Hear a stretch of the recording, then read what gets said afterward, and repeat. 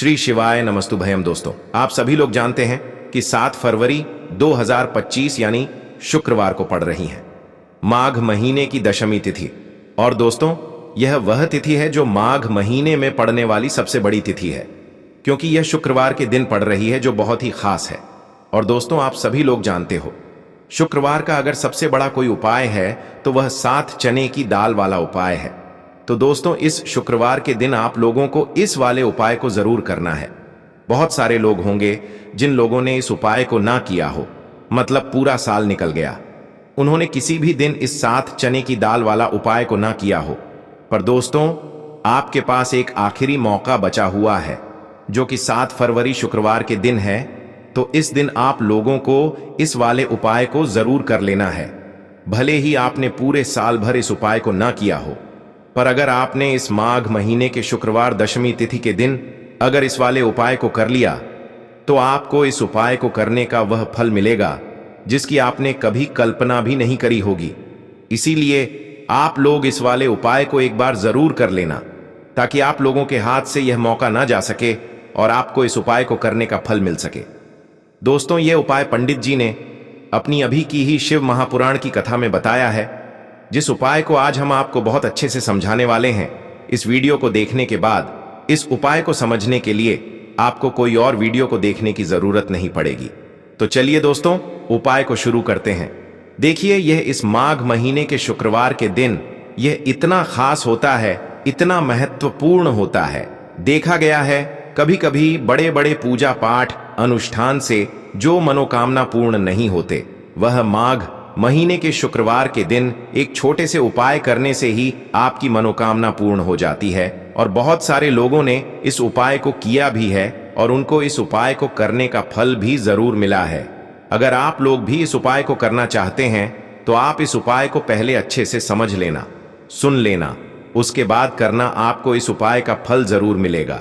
और इस उपाय को कर लेने से आपके घर में चाहे किसी भी प्रकार की दुख और समस्या क्यों ना चल रही हो, आपको उसका कारण भी नहीं पता है कि भाई यह समस्या किस कारण से चल रही है, उसका कुछ भी कारण हो सकता है, जैसे पितृदोष हो सकता है या किसी भी तरह का मंगल दोष भी हो सकता है। तो इस दिन आप लोगों को यह वाला उपाय कर लेना है। यह एक ऐसा उपाय है जिस उपाय को अगर किसी विशेष दिन पर किया जाए तो भाई उस विशेष दिन का जो है वह तो हमें मिलता ही मिलता है, पर हमने उस दिन पर इस 7 चने की दाल वाला उपाय को किया है तो हमें उससे भी बड़ा फल मिलता है, और फल बहुत जल्दी मिलता है, क्योंकि आप इस उपाय को बहुत ही बड़े और विशेष दिन पर कर रहे हो। तो चलिए अब उपाय के बारे में बात करते हैं, लेकिन उससे पहले आप लोगों को यह जानना आवश्यक है कि आखिर यह उपाय किस समय करना है, किसको करना है और कैसे करना है। तो चलिए हम आगे आपको वीडियो में एक एक करके बता देते हैं। लेकिन उससे पहले अगर आप लोग हमारे चैनल पर नए हैं तो हमारे चैनल को सब्सक्राइब कर लेना और इस वीडियो को लाइक करके कमेंट बॉक्स में श्री शिवाय नमस्तुभयम ओम नमः शिवाय जरूर टाइप कर देना। तो दोस्तों, इस 7 चने की दाल वाला उपाय को हमें इस शुक्रवार के दिन कैसे करना है, किसको करना है, किस समय करना है और कहां पर करना है, यह सारे सवालों के जवाब आपको इस वीडियो में मिल जाएंगे। और जो यह वीडियो देखेगा भाई, उसको 7 चने की दाल वाला उपाय जरूर करना चाहिए, क्योंकि इस दिन चने की दाल का भी बहुत ही बड़ा और विशेष महत्व होता है। और जब बात आ जाए 7 चने की दाल वाला उपाय की, तो यह सोने पर सुहागा वाली बात हो जाती है, और यह एक बहुत ही बड़ा उपाय हो जाता है इस शुक्रवार दशमी तिथि का। तो अब दोस्तों, इस 7 चने की दाल वाला उपाय को आखिर करना किसको है, सबसे पहले हम लोग वह बात जान लेते हैं। तो देखो, घर की जो बड़ी माताएं बहनें होती हैं, उन माताओं बहनों में से कोई भी एक बड़ी माता बहन इस वाले उपाय को कर सकती है। और दोस्तों, अगर आप चाहे तो अपने घर में से सभी सदस्यों को भी इस उपाय को करवा सकते हैं। अगर किसी व्यक्ति की खुद की कोई मनोकामना है, खुद की कोई दुख और परेशानी है जो कि वह अपने लिए ही करना चाहता है इस वाले उपाय को तो वह खुद अपने लिए भी कर सकता है। बाकी अगर कोई घर में से ऐसा है जो कि अपने पूरे घर परिवार की सुख और शांति के लिए यह वाला उपाय करना चाहता है, तो भाई वह भी कर सकता है, उसमें भी कोई दिक्कत वाली बात नहीं है। कहने का मतलब यह है कि इस उपाय को हर एक सदस्य भी कर सकता है, और पूरे घर परिवार के सदस्य के लिए घर की बड़ी माताओं बहनों में से कोई एक माता बहन भी कर सकती है। माताएं बहनें अगर घर में उपस्थित ना हो या वह यह वाला उपाय ना कर पा रही हो, तो फिर घर का कोई बड़ा सदस्य भी इस 7 चने की दाल वाला उपाय को कर सकता है, चाहे फिर वह पुरुष ही क्यों ना हो। उसमें कोई भी दिक्कत वाली बात नहीं है। उसके बाद में दोस्तों जो अगला प्रश्न निकल कर आता है वह यह आता है इस उपाय को लेकर कि आखिर इस उपाय को हमें किस समय करना है, सुबह के समय करना है कि शाम के समय करना है। तो देखो, इस वाले उपाय को आप लोग सुबह के समय भी कर सकते हो और शाम के समय प्रदोष काल में भी कर सकते हो। अब अगर आप पूछो कि भाई साहब सबसे उत्तम समय कौन सा रहेगा इस 7 चने की दाल वाला उपाय को करने का, तो हम आपसे बस यही कहेंगे कि इस उपाय को आप सुबह के समय करेंगे तो ज्यादा बेहतर होगा। बाकी अगर शाम के समय भी करेंगे तो भी अच्छा होगा, उसमें कोई भी दिक्कत वाली बात नहीं है।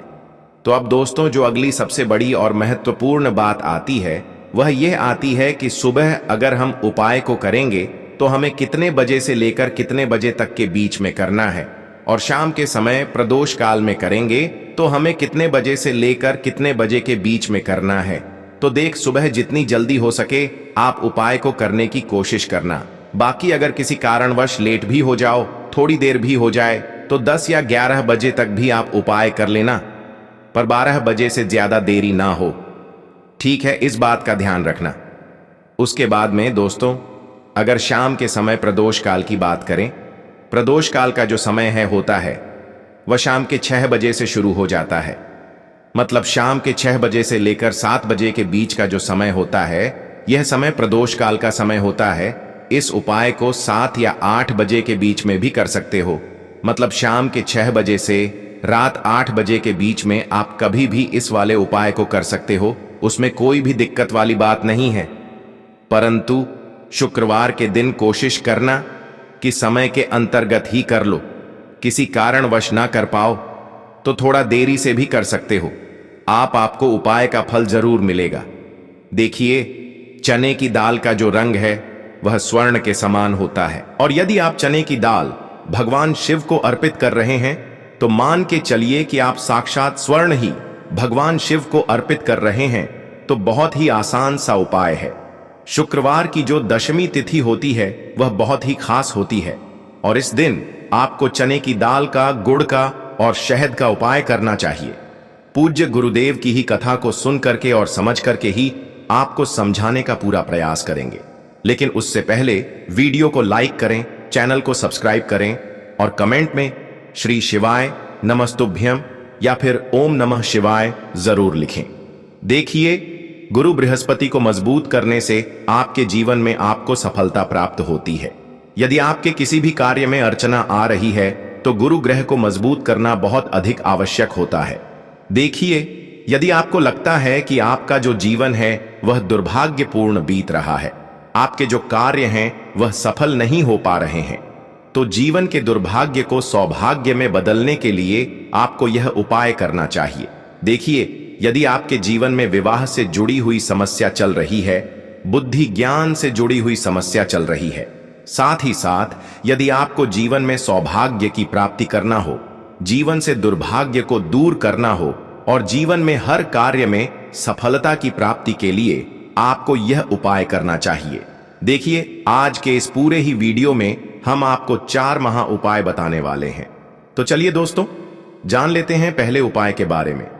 इस उपाय को करने के लिए आपको मात्र 7 चने की दाल लेनी है। 7 चने की दाल आपको लेनी है और इसी के साथ में आपको एक तांबे के पात्र के अंदर शुद्ध जल लेना होगा, और इसी के साथ में आपको एक कटोरी में जल मिलाना है, और इसी कटोरी में आपको एक गुड़ का टुकड़ा डाल करके गुड़ से युक्त जल तैयार करना है। अब यह तीनों ही सामग्रियां लेकर के आपको इस शुक्रवार की दशमी पर पहुंच जाना है।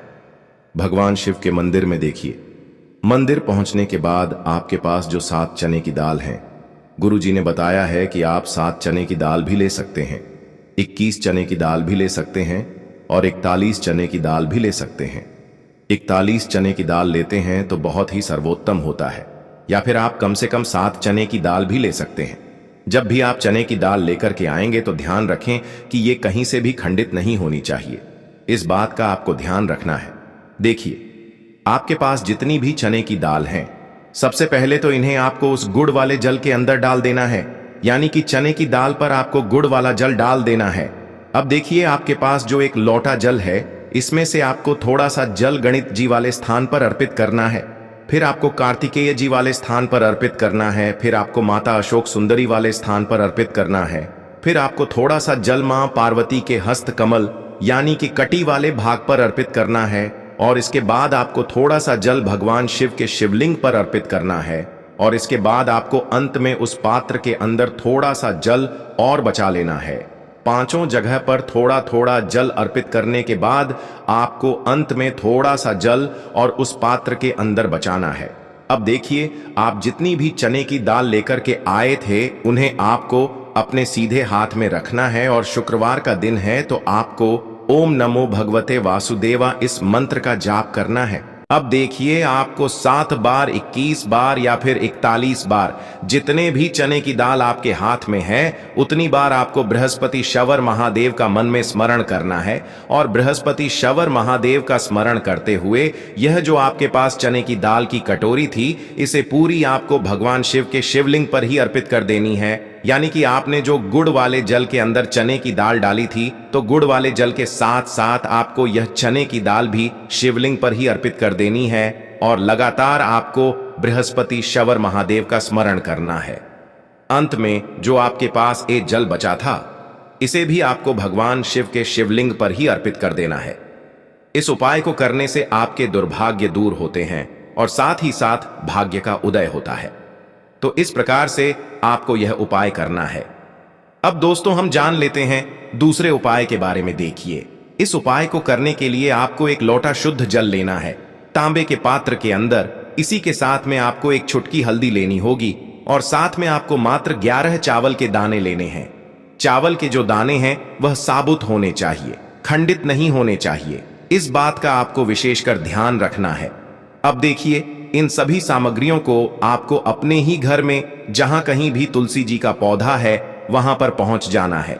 तुलसी जी के पौधे के पास में पहुंचने के बाद सबसे पहले तो आपको अपना जो मुख है वह पूर्व दिशा में रखना है, और एक चुटकी जो हल्दी है, इसे आपको उस पात्र के अंदर डालनी है। जब भी आप यह हल्दी उस पात्र के अंदर डालेंगे, तब आपको ओम नमो भगवते वासुदेवाय इस मंत्र का जाप करना है। फिर 11 चावल के दाने आपको अपने सीधे हाथ में रखना है, और आपको इदम अक्षतम ओम महालक्ष्मी नमः इस मंत्र का जाप करना है, और चावल के दाने भी आपको उसी पात्र के अंदर डाल देने हैं। अब यह जो हल्दी और चावल से युक्त जल आपने तैयार किया है, इसे आपको धीरे धीरे तुलसी जी के पौधे में अर्पित कर देना है। ओम नमो भगवते वासुदेवाय इस मंत्र का लगातार जाप करते हुए जो भी व्यक्ति शुक्रवार के दिन इस प्रकार से तुलसी जी के वहां पर यह उपाय करता है, तो महालक्ष्मी उस व्यक्ति से प्रसन्न होती है। साथ ही साथ उस व्यक्ति के घर में अष्ट लक्ष्मियों का वास होता है। तो ये जो उपाय हैं, आप इस शुक्रवार के दिन सूर्यास्त से पहले पहले किसी भी समय में कर सकते हैं। अब दोस्तों, हम जान लेते हैं तीसरे उपाय के बारे में। देखिए, यह जो उपाय है आपके भाग्य का उदय करने वाला है, और विशेषक यह जो उपाय है यह भी बृहस्पति शवर महादेव का ही होने वाला है। देखिए, इस उपाय के लिए आपको एक बेलपत्र लेनी है। बेलपत्र जो है वह कहीं से भी टूटा हुआ, खंडित नहीं होना चाहिए। इस बात का आपको विशेषक ध्यान रखना है। बेलपत्र यदि आपको नहीं मिल पाते हैं, तो आप शिवलिंग पर चढ़े हुए बेलपत्र को पुनः शुद्ध जल से धो करके उसका उपयोग कर सकते हैं। इसी के साथ में आपको एक तांबे के पात्र के अंदर शुद्ध जल लेना है, और इसी के साथ में आपको मात्र एक बूंद शहद लेना होगा। अब देखिए, मात्र आपको ये जो तीनों ही सामग्रियां हैं, इन्हें लेकर के पहुंचना है भगवान शिव के मंदिर में। मंदिर पहुंचने के बाद सबसे पहले तो आपको भगवान शिव के शिवलिंग के सामने बैठ जाना है, और आपके पास जो बेलपत्र हैं, आप सभी को पता है बेलपत्र में 3 पत्तियां होती हैं।